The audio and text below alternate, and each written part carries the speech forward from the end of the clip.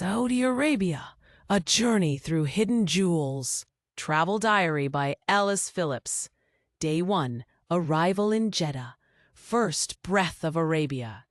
Touching down at Jeddah International Airport, the air felt different, dense with heat and history.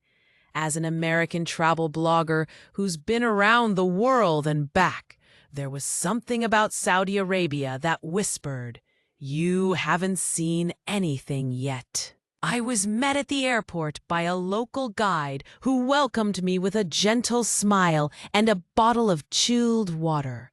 A small kindness I didn't know I'd need so much. The drive through the city was smooth, the buildings modern, and the streets impeccably clean.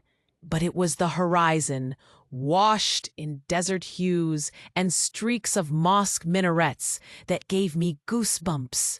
That night in Jeddah, as I settled into my hotel, I stood by the window and watched the city breathe under the Arabian stars.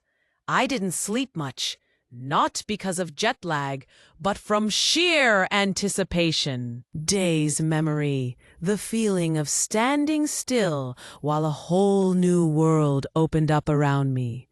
Day 2, Jeddah, of floating mosques and coral palaces.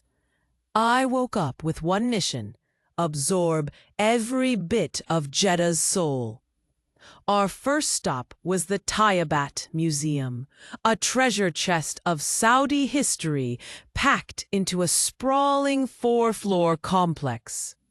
I wandered through rooms of pre-Islamic artifacts, admiring manuscripts with delicate Arabic calligraphy that seemed almost too intricate for the human hand. The traditional Saudi garments, old coins, and weapons told stories louder than words. I felt like I was walking through centuries. Then came something entirely different: the Jeddah Open Museum.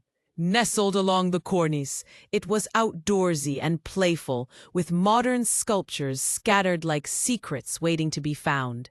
Art breathed in sync with the Red Sea breeze. I sat on a shaded bench and just watched people. Families laughing, kids chasing seagulls, couples strolling. The air smelled of salt and grilled corn. The floating mosque, Rahma Mosque, was another kind of magic. It looked as though it floated on the water's surface, its white dome shimmering like a mirage. I stood at the edge of the platform, the Red Sea licking the shore beneath me. The sun was beginning to dip, and the mosque lit up in soft, ethereal light. I had a lump in my throat. Next, the powerful King Fahd fountain shot into the sky. I've seen the Bellagio fountains in Vegas. This was different.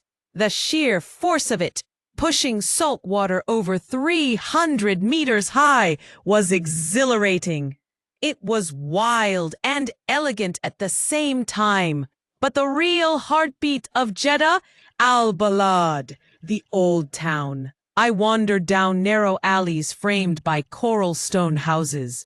The Nasif house, with its wooden lattice windows and history-soaked walls, stood proud amidst the modern city's noise. I could almost hear the whispers of the Nasif family echoing in its quiet courtyards. As the evening wrapped, I grabbed a sweet mint tea from a local vendor, sat on a step in Al-Balad, and just watched the amber light spill across centuries-old walls. This was Jeddah. Not just seen, but deeply felt. Days memory, the floating mosque at sunset, faith, sea, and sky merging in perfect silence.